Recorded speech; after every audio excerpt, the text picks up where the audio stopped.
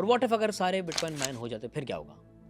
फिर ये store of value भी तो है ना। आप मनी जब आप फिर वो पैसा एसेट बन जाएगा सिर्फ, फिर उसकी हाँ, ट्रेडिंग हुआ करेगी क्योंकि अब हाँ, माइन तो मजीद नहीं हो रहा, हाँ, हाँ, तो हाँ। फिर उसका एल्गोरिदम किस तरह से जनरेट किया जाएगा? वो स्टोर ऑफ वैल्यू है, जैसे गोल्ड है ना। हम्म फर्स्ट करो दुनिया का गोल्ड माइन कर लिया गया है, हम्म तो अब गोल्ड को कैसे ट्रेड किया जाएगा?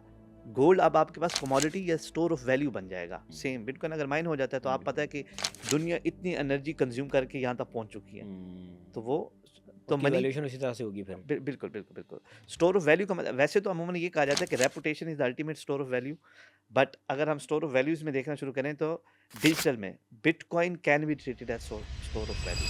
अब माइनिंग में ये होता है कि जो हम यूजुअल कॉन्सेप्ट लेते हैं माइनिंग का, हम्म जैसे बिटकॉइन की माइनिंग हम्म है, उसमें ये होता है कि आप लोग बिटकॉइन नेटवर्क को सिक्योर करने के लिए, सिक्योर करने का सिंपल सा मतलब ये है कि ना बिटकॉइन के जो प्रिंसिपल है वो हम्म ये है कि जब भी एक ट्रांजैक्शन कोई भी एक बंदा दूसरे बंदे को पैसे भेजेगा, हम्म वो ट्रांजैक्शन ना हर बंदा रिकॉर्ड करेगा, जो भी उस नेटवर्क का वो पार्ट है। ब्लॉकचेन है उसकी वो। एग्जैक्टली जो ब्लॉकचेन है, हम्म हर बंदा उसको रिकॉर्ड कर रहा हम्म है। अब चूंकि हर बंदा उसको लिख रहा है ना, हम्म तो बिट कोई बंदा फर्ज करो कोई सॉफ्टवेयर प्रोग्राम उठाए और हम्म लिख दे, हम्म तो नेटवर्क ये नहीं पहचान पाएगा कि ये इसने कुछ सही काम करके लिखा है या बस ऐसे लिख दिया। अगर आप डिजिटल कॉपीज देखें ना, आप तो सिंगल क्लिक में हम्म प्रिंट हो जाता है ना, यहाँ से कॉपी किया वहाँ पेस्ट कर दिया।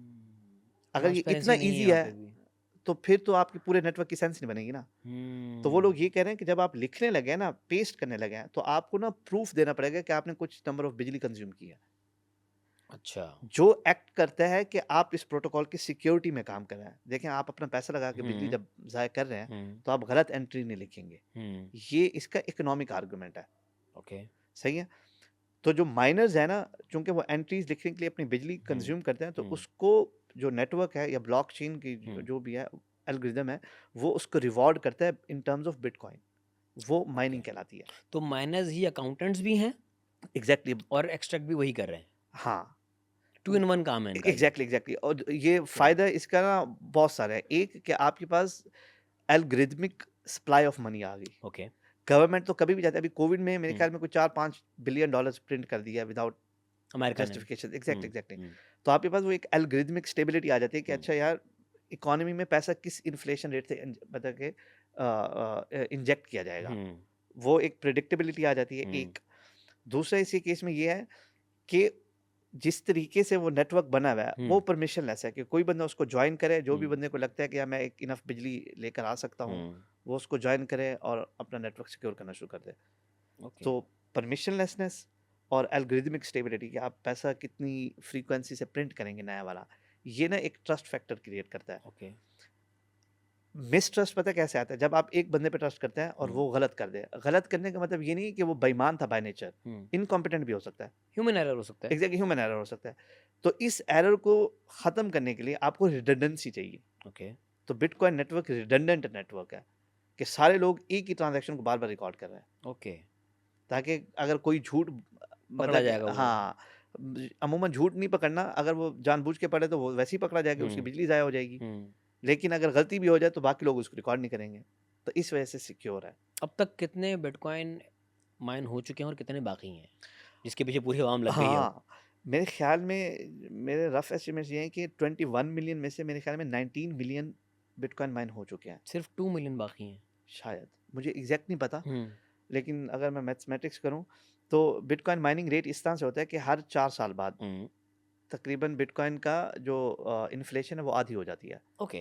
तो अगर फर्ज करें कि हर ब्लॉक के ऊपर आपको 6 बिटकॉइन मिल रहे थे, हम्म तो 4 सालों बाद वो 3 मिलना शुरू हो जाएंगे। ओके। अगले 4 सालों बाद वो 1.5 मिलना शुरू हो जाएंगे। तो वो हम्म बेशक रह 2 मिलियन गए हैं अगर सपोजिटली, मुझे लगता है आखिरी जो 1 लाख हाँ, होंगे ना, वो जूस निकाल देंगे वो बाम वो का। जूस निकाल देंगे। और व्हाट इफ अगर सारे बिटकॉइन माइन हो जाते फिर क्या होगा?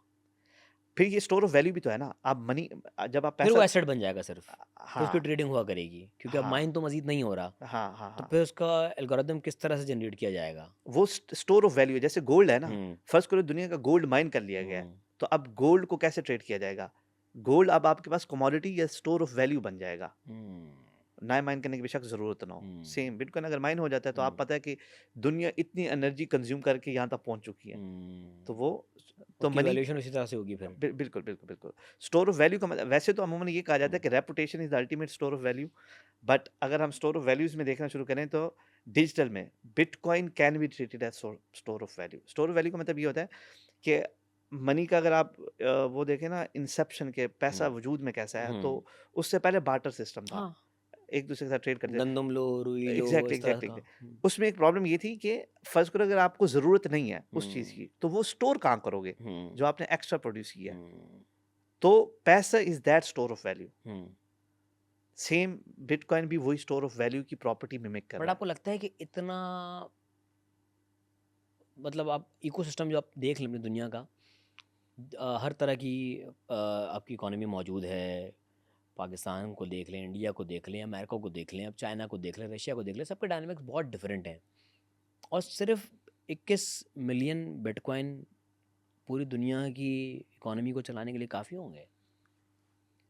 हाँ, क्योंकि मैं भी एक दौर में पढ़ा था कि इन्फ्लेशन ना समटाइम्स क्या हमेशा नेसेसरी होती है इकोनॉमिक ग्रोथ के लिए। हम्म कि अगर फ़र्ज़ करो अगर आबादी बढ़ना शुरू हो जाए और ये सप्लाई इतनी रह जाए, तो हम्म, ये फिर क्या होगा? हाँ, उसके नतीजे के निकलेगा।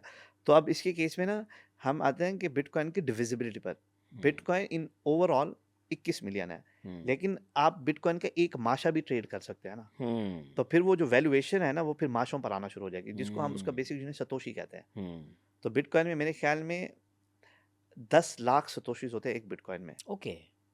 तो फिर आप अंदाज़ा लगाएँ 21 मिलियन को फिर 10 लाख से मल्टीप्लाई कर दें, तो टोटल सप्लाई फिर हम्म इतनी हो जाएगी।